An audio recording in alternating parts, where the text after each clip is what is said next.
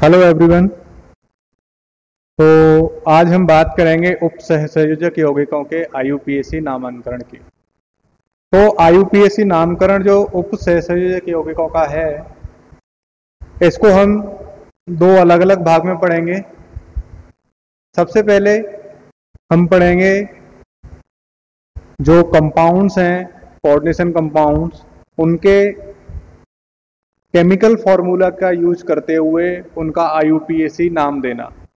और second portion जो इसमें है वो आएगा आपका आईयूपीएसी नेम, अगर आपको दे रखा है तो उससे केमिकल फॉर्मूला लिखना। अब आईयूपीएसी नोमेनक्लेचर जो आएगा, अब आईयूपीएसी नोमेनक्लेचर जो कोऑर्डिनेशन कंपाउंड्स का है, उसमें एक तो कोऑर्डिनेशन कंपाउंड्स होते हैं मोनोसेंट्रिक या हम बात करें कि जिसमें सिर्फ एक ही तरह का एक ही मेटल आयन है, सेंट्रल मेटल आयन। और दूसरे तरीके के ऑर्गेनिक कोऑर्डिनेशन कंपाउंड्स हैं वो आते हैं आपके जिसमें एक से ज़्यादा सेंट्रल मेटल आयन्स हैं। तो सबसे पहले हम इसके कुछ नियम हैं उनको देख लेते हैं कि कैसे हम नोमेनक्लेचर करेंगे। तो सबसे पहला जो नियम आएगा वो आपका आएगा, साधारण लवणों के समान ही उप सहसंयोजक यौगिकों के नाम में भी सर्वप्रथम धनायन और उसके बाद में ऋणायन का नाम लिखा जाता है। अब कोई भी कंपाउंड होगा उसमें पहले धनायन का नाम लिखा जाएगा और उसके बाद में ऋणायन का नाम लिखा जाएगा। तो धनायन और ऋणायन का नाम लिखते समय हम ये ध्यान रखते हैं कि धनायन और ऋणायन के संख्याओं का कि वो कितने संख्या में उपस्थित हैं ये हम ना लिखें, उसका उल्लेख हम नहीं करते। जैसे अब ये आपका है K4FeCN6। अब इसमें हम बात करें तो K4 यहाँ पे किसका काम कर रहा है, धनायन का, K प्लस 4K+। तो हम क्या लिखेंगे, सिर्फ पोटेशियम लिखेंगे, ना कि हम टेट्रा पोटेशियम। अब इसमें ऋणायन कौन सा है, ऋणायन है आपका FeCN6।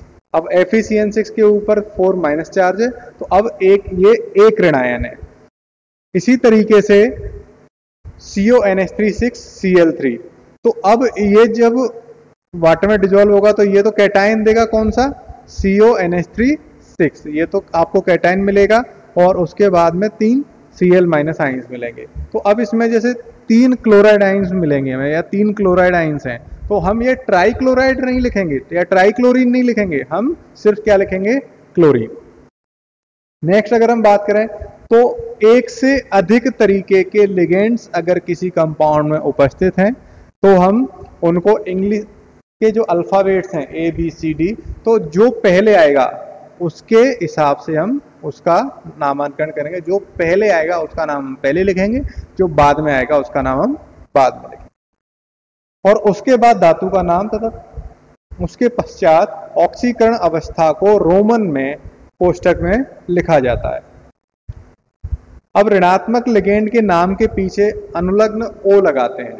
अब जैसे ये जो है अगर ऋणात्मक होगा तो उसके पीछे O लगाते हैं। जैसे क्लोराइड है वो किस में चेंज हो जाएगा, क्लोरो। क्लोरीन है ये किस में चेंज हो जाएगा, फ्लोरो। अगर जो नेगेटिव आए, नेगेटिव चार्ज जिस लिगेंड के ऊपर होगा उसके नाम में हम O लगा देंगे। अगर कोई न्यूट्रल होगा तो न्यूट्रल होगा उसका नाम हम वैसे ही लिखते हैं। जैसे H2O है इसका नाम है एक्वा, तो उसको एक्वा ही लिखेंगे। अमीन है NH3 तो इसको हम अमीन ही लिखेंगे, इसको अमीनो नहीं करेंगे, इसको हम अमीन लिखते हैं। यदि संकुल के आगे धनायन हो या संकुल ऋणायनिक हो तो धातु के नाम के पीछे 8 अनुलग्न लगाते हैं। अब जैसे आप इसमें देखिए, इसमें क्या लिखा है आपका कि अगर संकुल जो है धनायन हो, संकुल अगर धनायन होता है या संकुल ऋणायनक हो धातु। अब जैसे ये संकुल है, ये वाला नीचे वाला आप देखो कोबाल्ट अमीन, तो इसमें ये कैसा है, संकुल धनायनिक और ऋण एनायनिक। तो अगर ये धनायनिक है तो कोबाल्ट को सिर्फ हम क्या लिखेंगे, कोबाल्ट। लेकिन अगर ये ऋणायनिक है जैसा K4FeCN6, अब FeCN6 जो है ये क्या है आपका संकुल और इसके ऊपर कैसा चार्ज है, नेगेटिव आयन, तो हम इसको क्या कर देंगे, इसका जो मेटल का जो नाम लिखा जाएगा फेरस, तो उसको हम क्या कर देंगे, फेरेट। 8 लगा दिया हमने, फेरस का में फेरेट कर दिया। Potassium hexacyano ferrate. अब इसका ऑक्सीकरण संख्या जो भी होगा, इसका ऑक्सीकरण संख्या यहाँ पे 2 है तो उसको 2 हम लिख देंगे। अब एक चीज ये भी ध्यान रखनी है कि धातु व लिगेंड का नाम लिखते समय उनके बीच में गैप नहीं दिया जाता, कोई भी स्पेस उसके बीच में नहीं होगा। अगर किसी लिगेंड के नाम में, जैसे कोई भी लिगेंड है इथाइलिन डाइएमाइन, तो इसमें डाई आ रहा है, तो अगर किसी लिगेंड के नाम में डाई, ट्राई, टेट्रा इस तरीके के वर्ड्स को यूज किया गया है, तो जब ये कंपाउंड्स, ये जो लिगेंड्स हैं वो एक से ज्यादा होंगे तो हम क्या यूज करेंगे, विस, ट्रिस, टेट्राकिस, इस तरीके के वर्ड्स का हम यूज करेंगे। जैसे विस किसके लिए यूज में आएगा, डाई के स्थान पर क्या आ जाएगा, विस। जैसे 2 इथाइलिन डाइएमाइन है तो पहले हम बाकी जैसे क्लोरो है तो die chloro, try chloro, tetra chloro इस तरीके से लिखते थे, लेकिन जब इथाइलिन डाइएमाइन तो इसमें बीच में डाई आ गया, तो डाई जो है वो पहले से लिखा हुआ है, तो ये जब पहले से लिखा हो तो हम उसके लिए क्या यूज करेंगे, bis ethylene diamine, tris ethylene diamine, tetrakis ethylene diamine, इस तरीके। नेक्स्ट जो है आप देखो एक नोट, EDTA एक ऐसा लिगेंड है जिसकी पुनरावृत्ति संकुल यौगिक में नहीं होती। क्यों नहीं होती, क्योंकि EDTA जो है अपने आप में एक बहुत ही बड़ा जो है एक लिगेंड है जो अपने बीच में मेटल आयन को रखता है। अब जैसे कोई भी फॉर्मूला लिखा जाता है, तो फॉर्मूला लिखा जाता है तो उसमें सबसे पहले धनायन, उसके बाद लिगेंड्स की संख्या, फिर लिगेंड्स का नाम। अब ये यहाँ पर हमने क्या लिखा है, लिगेंड की संख्या, लिगेंड का नाम। अगर एक से ज्यादा तरीके के लिगेंड है तो लिगेंड की संख्या पहला और उसके नाम, फिर लिगेंड की संख्या दूसरे वाले की, फिर उसका नाम, फिर उसके बाद उसका धातु लिखा जाएगा, फिर ऑक्सीकरण अवस्था प्लस ऋणायन। अब इसमें अब धनायन, धनायन क्या है, कोई भी जैसे K4 अगर ये लिख दिया तो फिर यहाँ ये पूरा ऋणायन आ जाएगा। अब जैसे एग्जांपल्स की बात करें हम, तो K4FeCN6, तो यहाँ पर ये क्या है, धनायन, तो पहले हम किसका नाम लिखेंगे, धनायन का, और ये क्या है, ऋणायन। तो धनायन का जब हम नाम लिखेंगे तो क्या हो गया, पोटेशियम। 4 पोटेशियम हो, 2 हो, 3 हो, उससे हमें कोई फर्क नहीं पड़ता, क्योंकि हमें उसके नंबर के बारे में नहीं लिखना है, तो पोटेशियम। उसके बाद में फिर हम किसका नाम लिखेंगे, लिगेंड्स की संख्या। तो लिगेंड्स कौन से हैं इसमें, साइनाइड, और कितने हैं, 6, तो हेक्सा। नाम क्या है, साइनाइड। अब साइनाइड कैसा है, इसके ऊपर चार्ज कैसा है, नेगेटिव चार्ज, ये ऋणायनिक लिगेंड है, तो ऋणायनिक लिगेंड है, तो साइनाइड जो है वो किसमें चेंज हो जाएगा, साइनो, ओ लगा जाता है, तो साइनो। अब साइनो फेरस, अब ये क्या है, आयरन, तो फेरस, लेकिन ये जो संकुल है ये कैसा है, इसके ऊपर नेगेटिव चार्ज आ रहा है, तो नेगेटिव चार्ज जब आएगा तो फेरस को हम किस में कन्वर्ट कर देंगे, फेरेट में, तो इसका नाम क्या हो जाएगा, पोटेशियम हेक्सासाइनो फेरेट। अब ये इस ब्रैकेट में हम इस मेटल आयन की ऑक्सीकरण अवस्था को लिखते हैं, तो ऑक्सीकरण अवस्था इसकी क्या है, सेकंड, तो इसका नाम क्या हो जाएगा, potassium hexacyano ferrate. Next example हम देखें, CONH36 ब्रैकेट क्लोज Cl3। अब इसमें हम देखें तो ये संकुल है, संकुल कैसा है, धनायनिक, और ये कैसा है, ऋणायनिक। तो सबसे पहले हम नामकरण किसका करेंगे, धनायन का, और धनायनिक क्या है, संकुल। तो संकुल का नामांकन जब हम करेंगे तो लिगेंड का नाम पहले लिखा जाएगा, और लिगेंड का नाम पहले लिखा जाएगा तो हेक्सा अमीन कोबाल्ट। अब कोबाल्ट जो है, ये संकुल जो है ये कैसा है, धनायनिक, तो धनायनिक होने की वजह से कोबाल्ट के नाम में हम कोई भी परिवर्तन नहीं करते हैं, तो हेक्सा अमीन कोबाल्ट। और उसके बाद क्या लिख देंगे हम, इसकी ऑक्सीकरण संख्या। जब ऑक्सीकरण संख्या हमने लिख दी, उसके बाद हम जो एनाइन है, एनाइन क्या है, क्लोराइड, तो एनाइन का हम इसमें नाम लिख देंगे क्लोराइड। अब ये जो एनाइन है, अब इसमें एक चीज आपको देखने वाली है कि क्लोराइड जो आयन है, जब ये लिगेंड के मतलब अंदर आएगा, जब हमारे संकुल के अंदर आएगा, जो कॉम्प्लेक्स है उसके अंदर आएगा, तब इसका नाम जो है वो चेंज हो जाता है, उसमें ओ लग जाता है, क्लोरो। क्लोराइड को हम किस में कन्वर्ट कर देते हैं, क्लोरो में। जैसे इस तरीके से हमने ऊपर वाले में किया था, साइनाइड को किस में चेंज किया था, साइनो में। नेक्स्ट एग्जांपल हम देखते हैं K2PtCN6। तो K2PtCN6, अब इसमें दो तरीके के आयन्स हो गए, एक तो पोटेशियम, ये तो क्या हो जाएगा आपका धनायन, और PtCN6 ये जो संकुल है ये किस तरीके से काम करेगा, ऋणायन के रूप में।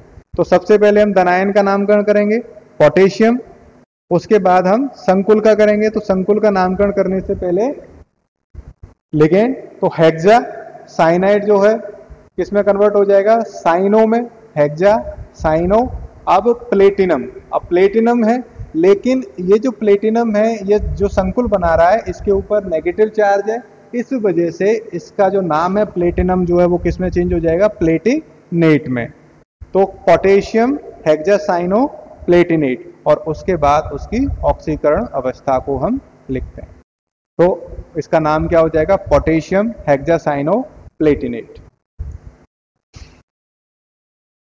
नेक्स्ट एग्जांपल जैसे हम देखेंगे, तो नेक्स्ट एग्जांपल जो है FeH2O6 क्लोरीन, तो इसका नाम क्या हो जाएगा, hexa aqua ferrous second chloride. इसी तरीके से ये, अब हम इसको देखते हैं। तो इसमें आपने देख रहे हो जो क्लोरीन NH3 H2O का होल थ्राइस Cl3, तो ये इसमें दो लिगेंड्स हैं। दो लिगेंड्स कौन कौन से हैं, एक तो अमीन है और एक वाटर है, वाटर एक्वा। तो अब एक तो अमीन हो गया और एक एक्वा होगा, तो अब दोनों में से हम किसका नाम पहले लिखेंगे ये डिसाइड होगा अल्फाबेटिकल ऑर्डर से। जो इंग्लिश अल्फाबेट्स हैं उनमें इसका नाम पहले किसका आएगा, अमीन और एक्वा। तो अमीन में ए और ए दोनों में सेम है, तो अमीन का उसके अकॉर्डिंग पहले आएगा। तो पहले हम किसका नाम लिखेंगे, अमीन का। तो ट्राई अमीन, ट्राई एक्वा, क्रोमियम, और इसकी ऑक्सीकरण अवस्था लिख देंगे हम थर्ड, और क्लोराइड। तो ये इसका नाम हो जाएगा। नेक्स्ट एग्जांपल जो है, इसमें आपको रूल जो बताया था बिस ट्रेस टेट्राकेस, इसका जो हम यूज करते हैं उसका पता चलेगा। तो अब आपने देखा कोबाल्ट Cl2En2Cl। अब कोबाल्ट जो है ये तो पहले हम इसका नामकरण करेंगे कॉम्प्लेक्स का। जब कॉम्प्लेक्स का नामकरण करेंगे तो अब आपके पास है क्लोरीन और इथाइलिन डाइअमाइन। तो इन दोनों में से सबसे पहले किसको करेंगे, क्लोरीन को। तो डाइक्लोरो, अब दो इथाइलिन डाइअमाइन है, तो डाइअमाइन जो है दो हैं, तो डाई के लिए हम क्या लिखते थे, डाई। लेकिन ये जो टर्म है ये पहले से ही उस लिगेंड में आ रखा है, इसलिए हम डाई ट्राई टेट्राकेसिस का यूज ना करते हुए हम किसका यूज करेंगे, बिस ट्रिस टेट्राकेस। तो यहाँ बिस किसके लिए, दो के लिए, तो डाइक्लोरो बिस इथाइलिन डाइअमाइन, कोबाल्ट, और थर्ड इसका ऑक्सीकरण अवस्था आ गई, और क्लोराइड। इसी तरीके से आप इन सारे जो भी ये है इसका नामकरण आप देख सकते हो। कुछ एग्जांपल्स आपके इस स्लाइड में आपको दिख रहे हैं, इनको आप देख लीजिए और वीडियो को पॉज करके आप इसको सॉल्व कर सकते हो।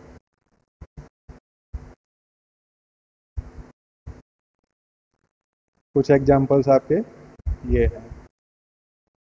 अब इसमें एक एग्जांपल आप देख रहे हो ये वाला, ये एग्जांपल जो है आपके जिसमें दोनों कॉम्प्लेक्स हैं, दो कॉम्प्लेक्स हैं। तो सबसे पहले हम क्या देखेंगे कि कॉम्प्लेक्स में किसके ऊपर पॉजिटिव चार्ज है और किसके ऊपर नेगेटिव चार्ज है।